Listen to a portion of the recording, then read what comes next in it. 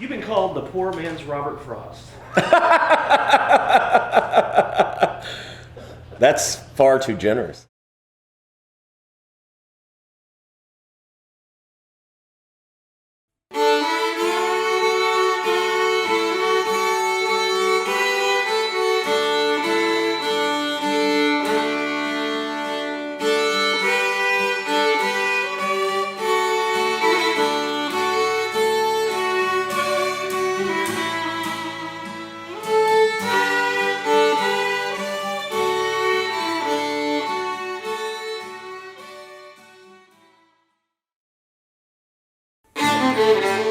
Well, I think I decided to write a book because a combination of the pandemic and extreme boredom.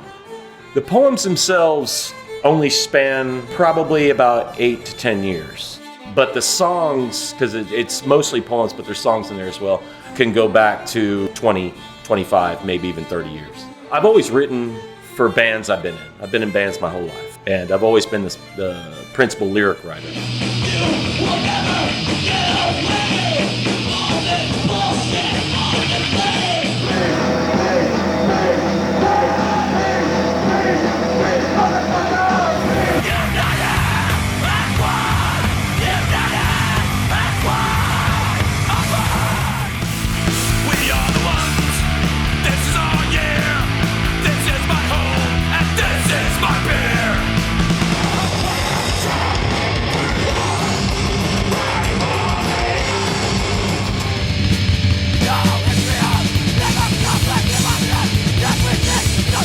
Assembly of God to me means creating God.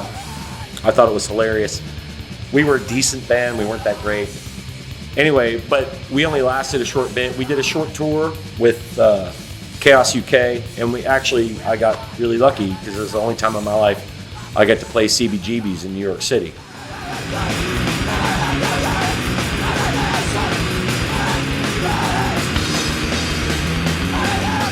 When I got back from that tour, I got a summons to court because I was being sued by the General Council of the Assemblies of God Church for the United States.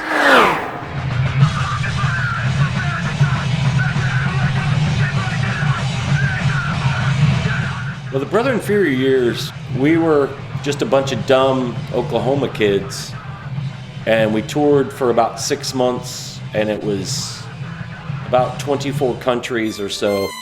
Getting to see a lot of the world playing punk rock and seeing the diversity of the world is something I'm very grateful that I got to experience. And it's to hell with the money. We didn't care.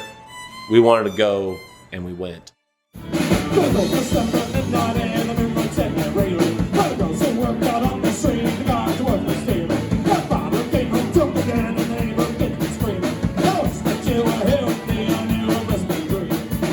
Larkin was the main reason why I thought about using band lyrics in the book to begin with. And that was a big challenge because I'd always written political lyrics and just angry lyrics. And coming from aggravation and hatred is an easy place to grab from. I mean, you know, when life is horrible, it's easy to grab from those emotions.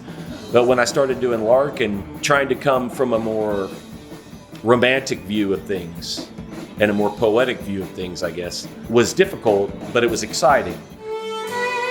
Well, the lyrics are about many different things, but the title of the book is Melancholy, Madness, and the Mundane.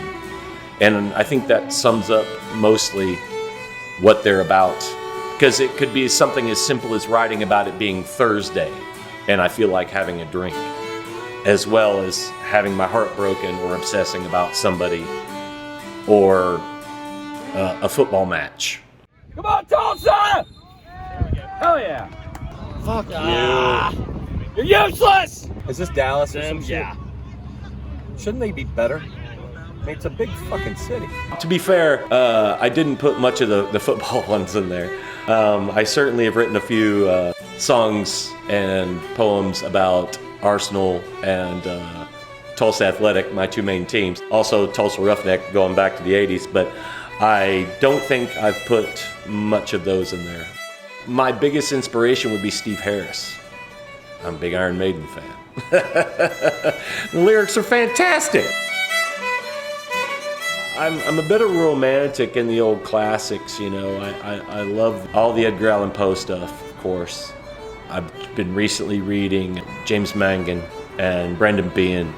Being able to laugh at misery and depression is something I love about the old Irish poets.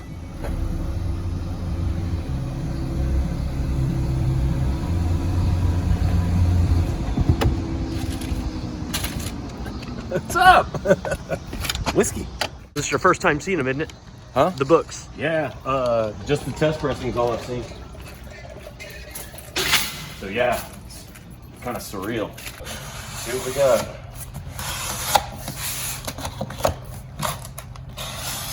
There we go. Holy shit.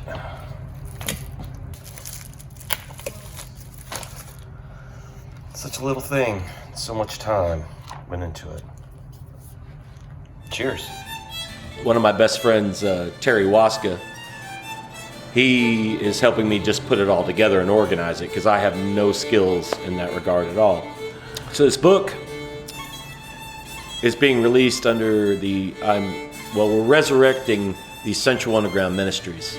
Originally a political thing, but then became a record label. Big Al and I, Alan Hoekstra, we're the band members that had the house, and so we're the ones in the basement, and we're also both kind of disco fans, and we thought Central Underground sounded funny. It sounded like one of those 70s disco clubs or some shit, and so we called the basement Central Underground. I like the writing, and I want to get it out there, but I also want to express some of the emotions through visuals. I have some artists that are doing a variety of things throughout. The front cover is a piece that was done for a Larkin record. It was done by Boz, and he's an Irishman in Dublin. The title page is done by a local boy, metalhead, good friend of ours, Derek Sanders, and a really good drummer.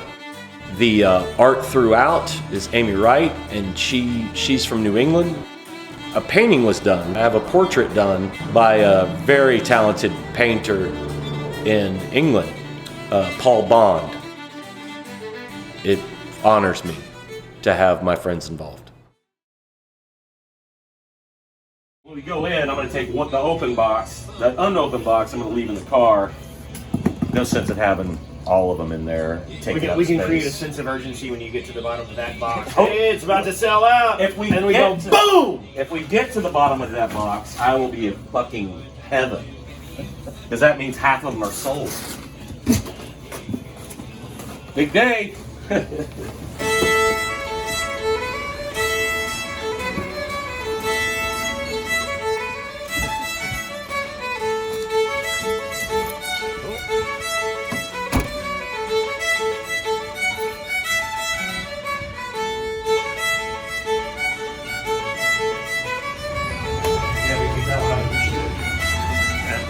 Hey, here we go.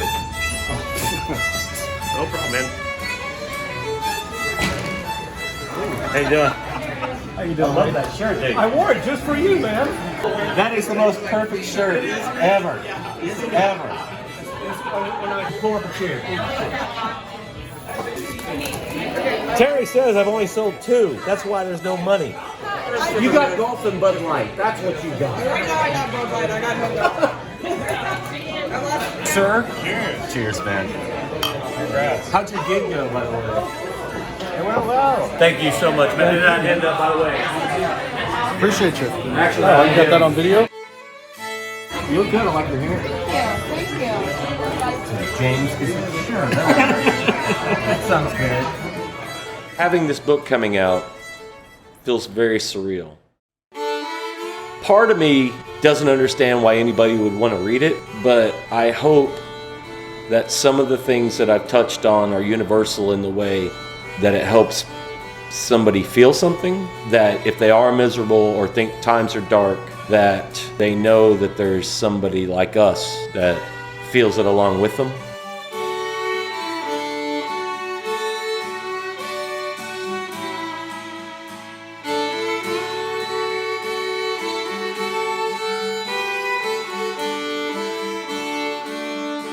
one or two people get anything out of this, and I feel like I haven't just wasted my time and money, then I would love to continue to write.